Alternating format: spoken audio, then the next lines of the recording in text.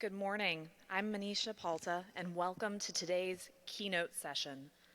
As a reminder, you can participate in polls and ask questions by going to meetings.asco.org.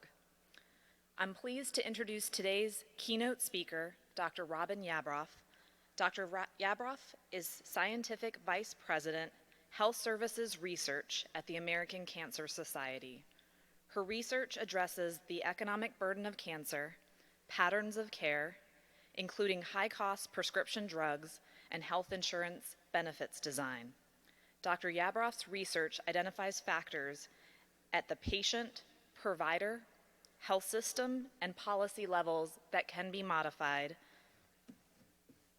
to improve access to and receipt of affordable cancer prevention, screening, treatment, survivorship, and end-of-life care. The underlying goals of this research are to reduce disparities and improve equity in cancer care and outcomes. I'm honored to welcome Dr. Yabroff to speak to us about the impact of the COVID-19 pandemic on equity in access to cancer care.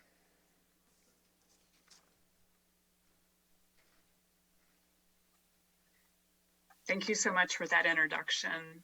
I want to thank the organizers for the invitation to speak on such an important topic. Next slide, please. I want to start by defining health equity. And I, in particular, like this definition from the Robert Wood Johnson Foundation, and that health equity means that everyone has the fair and safe and just opportunity to be as healthy as possible. This requires removing obstacles to health such as poverty, discrimination, and their consequences, including powerlessness and lack of access to good jobs with fair pay, quality education and housing, safe environments, and healthcare. And one of the reasons I like this definition so much is it really calls out those structural measures of factors that affect where people live, work, age. Next slide, please. When we think about health equity through the cancer lens, it really means that everyone has a fair and just opportunity to prevent, diagnose, treat, and survive cancer. Next, please.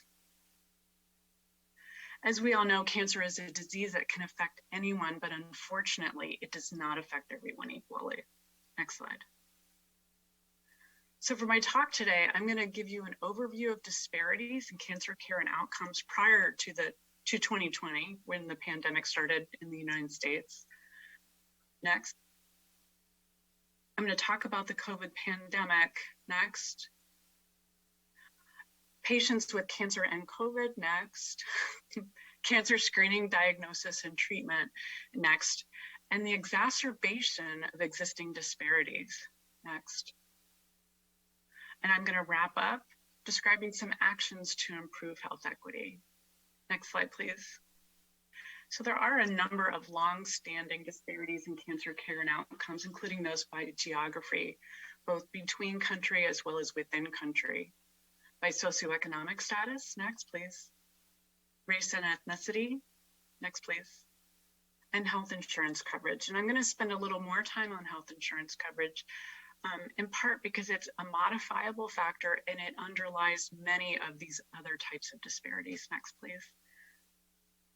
And I'm also going to try and highlight some of the social determinants of health, those structural factors that affect many other aspects of disparities. Next, please.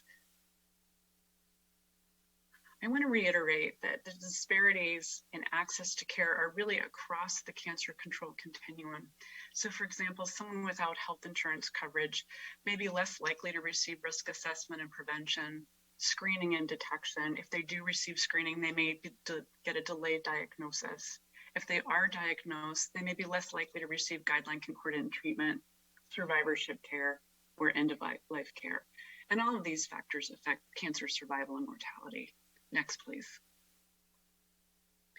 This world map shows age-standardized cancer mortality rates.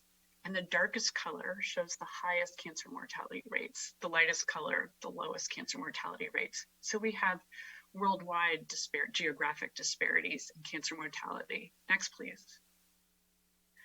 Within country, we also have geographic disparities in cancer mortality. And the map I'm sharing here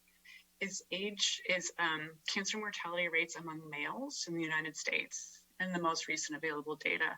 And what you can see with the highest cancer mortality rates in red, the lowest cancer mortality rates in the darkest blue, you see a geographic pattern of cancer mortality with the highest mortality rates in the southeastern part of the United States.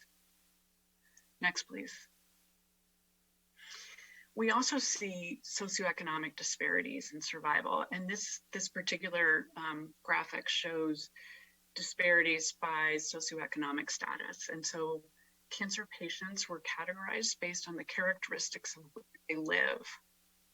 The blue color represents the lowest quintile of socioeconomic status, the orange quintile the highest, and you can see really big differences in survival following diagnosis.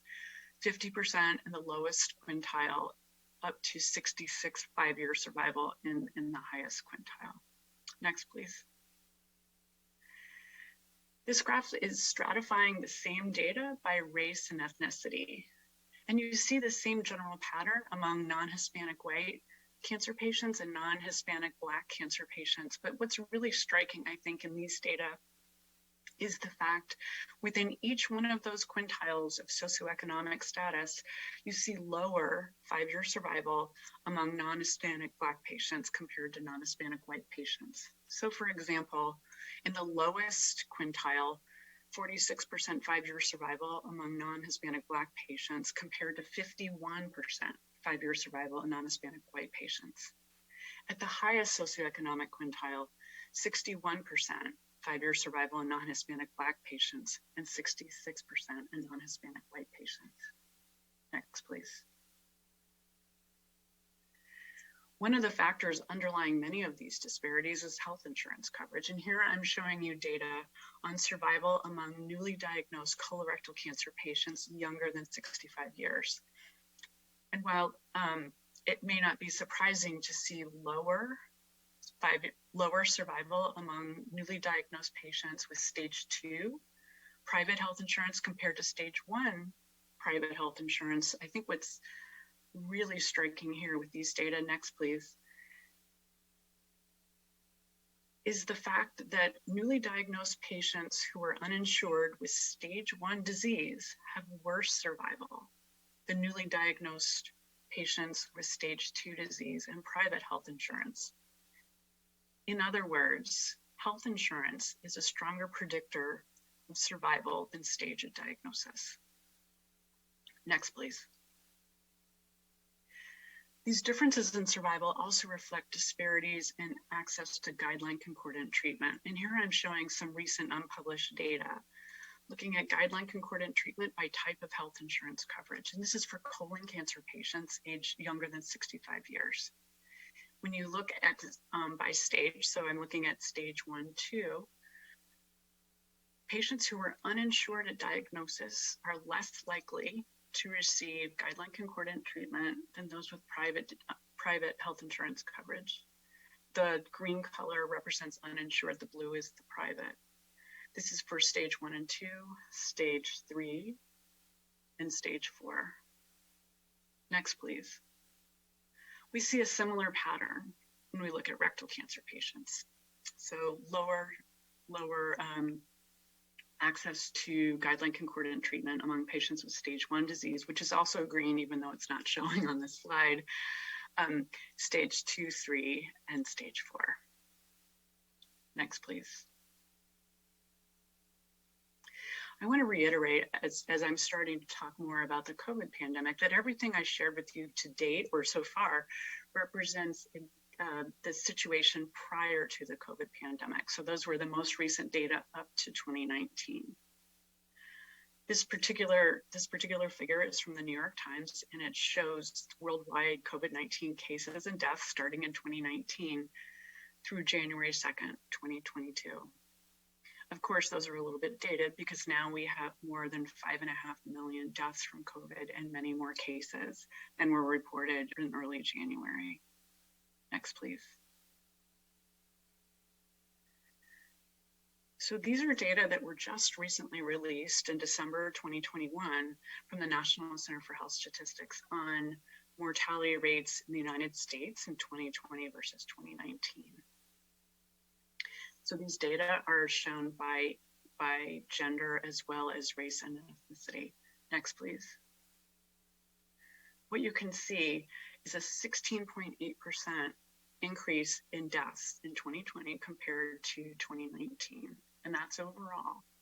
It represents about 530,000 additional deaths in 2020 compared to 2019. Next, please. However, there are really big differences when we look by race and ethnicity. So this 42.7% is an increase in 2020 compared to 2019 among Hispanic men. Next, please. 28% among Black men. Next, please. And 13.4% among white men. So we're observing very big disparities among men. Among women, the patterns are very similar, but not nearly as large of a difference in 2020 versus 2019. Next, please. Using the same data, we also mapped geographic variation in COVID-19 mortality rates during 2020. And I want to draw your eye again to the southeastern part of the United States, where there are among the highest rates in COVID mortality. So the darkest blue here represents between 291 and 375 deaths per 100,000, compared to less than 180 in that 85, excuse me, in that lightest color.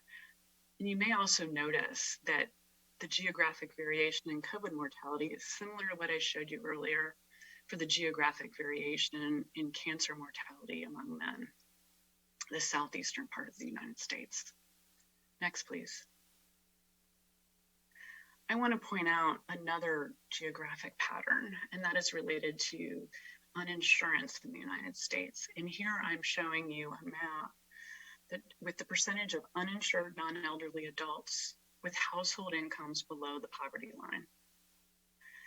So the darkest color represents between 23% and 32% of non-elderly adults who are poor without health insurance coverage.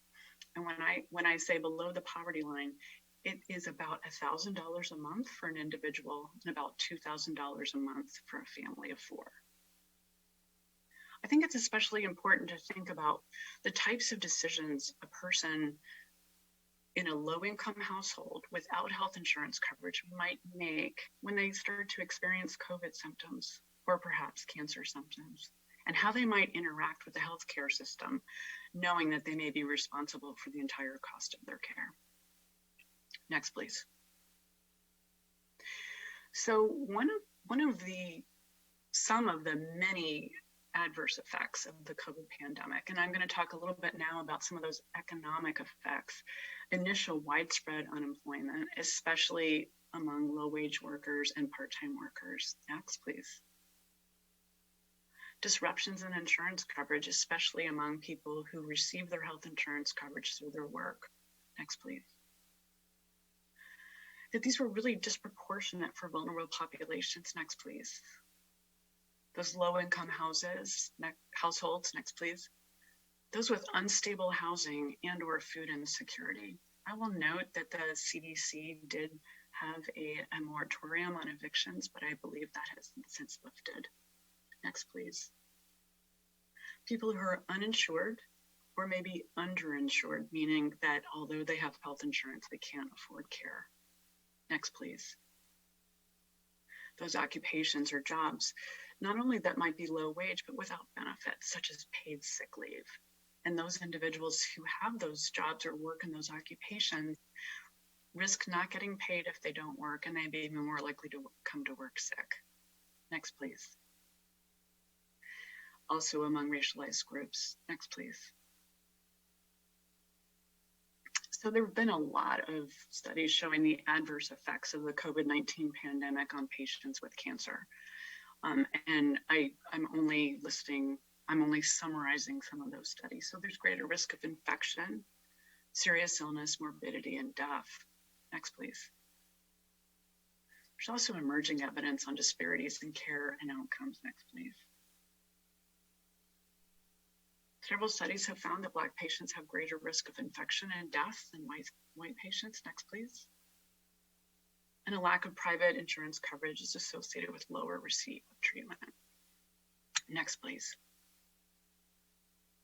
We also see adverse effects of the COVID pandemic on cancer screening, diagnosis, and treatment. And I'm going to share with you some slides from some studies. And I'm going to emphasize some of the challenges with the data sources and how we understand what it means for disparities. So this first figure is in the first 2 months of the pandemic. So it's comparing diagnostic testing procedures in March and April to February 2020. And you see dramatic declines in colonoscopies, CT scans, and other types of diagnostic procedures. The study was conducted using health insurance claims data, which means this is only information about people who have health insurance coverage. Those without health insurance coverage may experience even greater declines in screening. Next, please. This next figure shows changes in cancer screening in 2020 compared to 2017 and 2019 through 2019. And so this also early in the pandemic in the United States, and we see a big drop in March and April in cancer screening. And although it does start to increase again starting in June, I have not seen any data that show that the excess drop that we observed in March, April, May, that the backlog of those screening tests has been resolved. In other words, in order for the backlog to be resolved, we would need many more screening tests in 2020 and 21 to make up for those that were lost earlier in the pandemic. I also want to note that the way this study was conducted, that it required patients to have, this is used EPIC, electronic health record data. It required patients to have at least one visit in 2017, 2018, and 2019. It is possible that those with less access to regular care had even greater declines. Next, please. The next two figures are from a study using data from Quest Diagnostics, looking at declines in mean monthly number of newly identified cancer patients in the United States. The darkest bar represents pre-pandemic, so that's January 2018 through February 2020. The lighter sort of teal colored bar is the first period of the pandemic, and you see big drops across all cancer sites in that period. The slightly lighter one and the final one are from June, October 2020, and the lightest one is from November 2020 to March 2021. You see the same pattern, a big drop in the first period, but the numbers never reach that baseline period again. And this is consistent for prostate, breast, colorectal, lung. Next, please. Pancreatic, cervical, gastric, and esophageal cancers. And so these are cancers with effective screening tests, as well as some cancers that don't have effective screening tests. This suggests to me that people are not receiving their regular care, and they may be more reluctant to seek care should they develop signs and symptoms of cancer. Next, please. There were also changes in treatment. And so this study is conducted among Medicare beneficiaries in the United States. And these are elderly Medicare beneficiaries age 65 and older.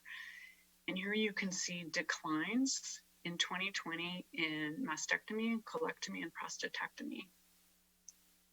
In 2020 compared to 2019. And so just to walk you through, in March, there was a 21% decline in colectomy, April, 61%, May, 56%, June, 31%, and July, 37%.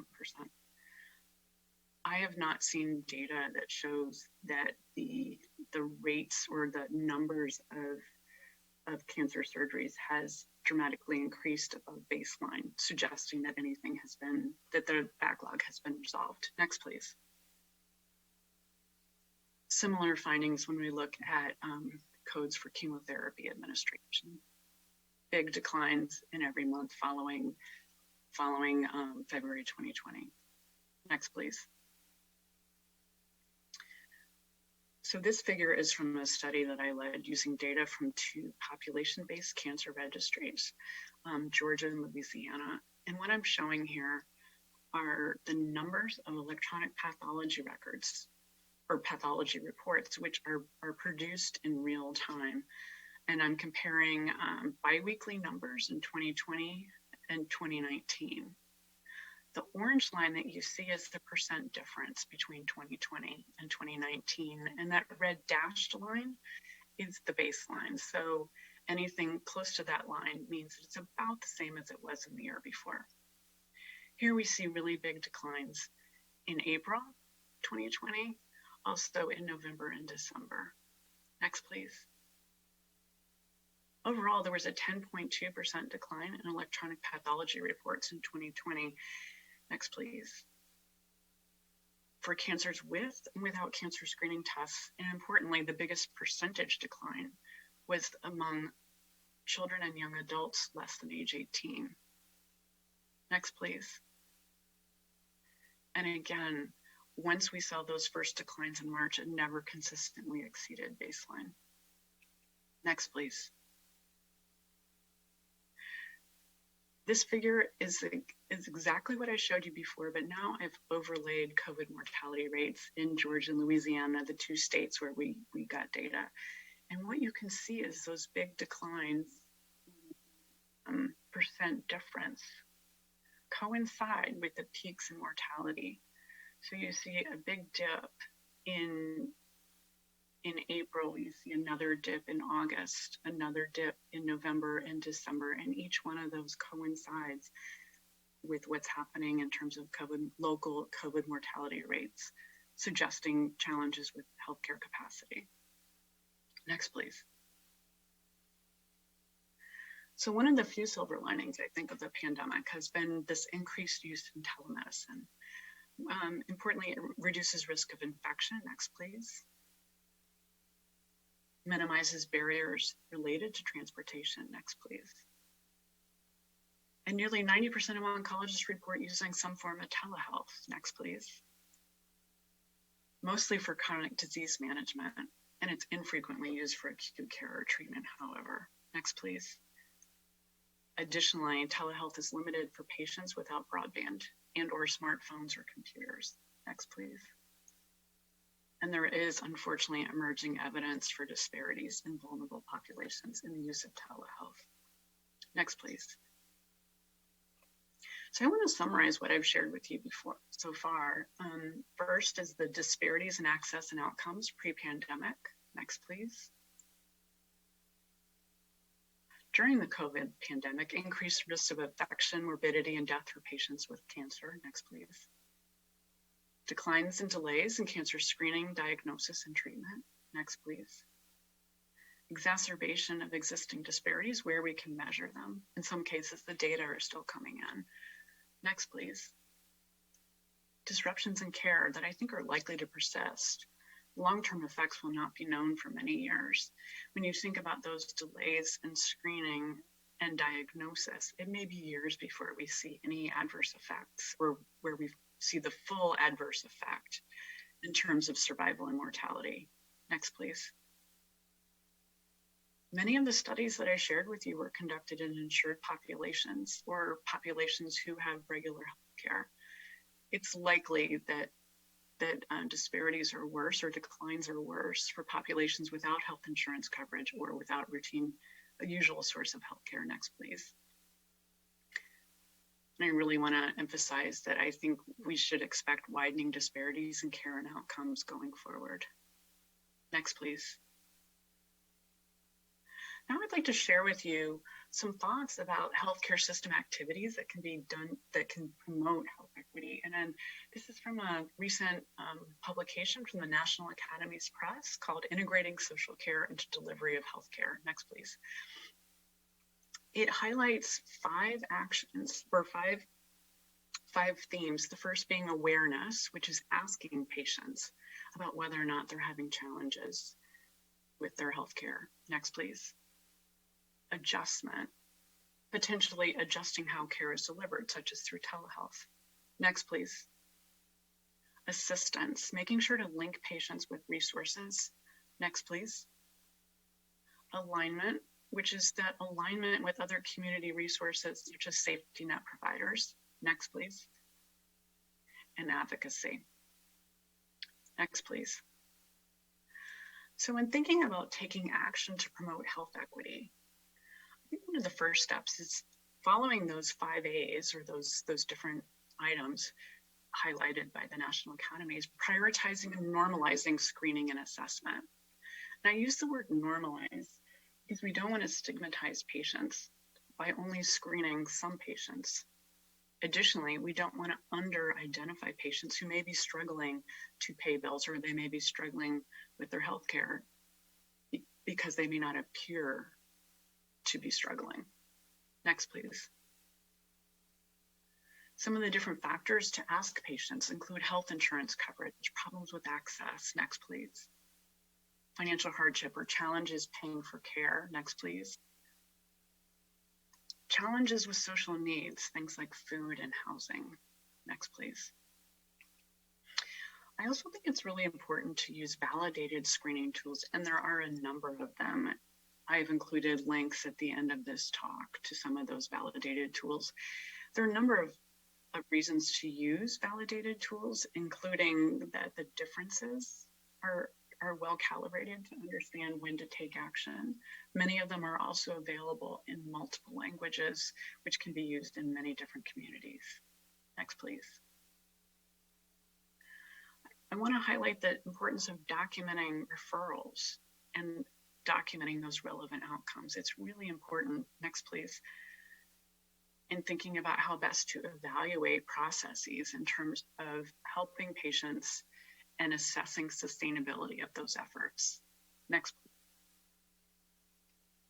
Supporting practices and policy to promote equitable access to care. Next, please.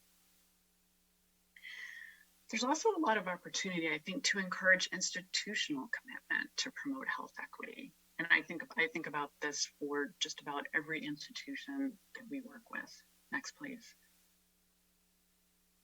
Lots of opportunities to develop interprofessional workforces to integrate social care better into healthcare.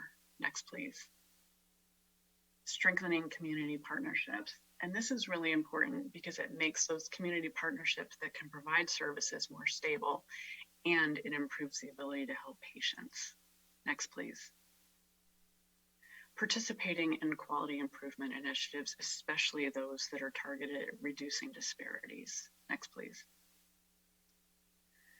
Supporting policies. We can encourage our institutions to support policies that promote health equity, for example, comprehensive health insurance coverage. Next, please. Enhancing information systems and electronic health records so we can better track and understand what happens with patients who have some of these social needs. Next, please.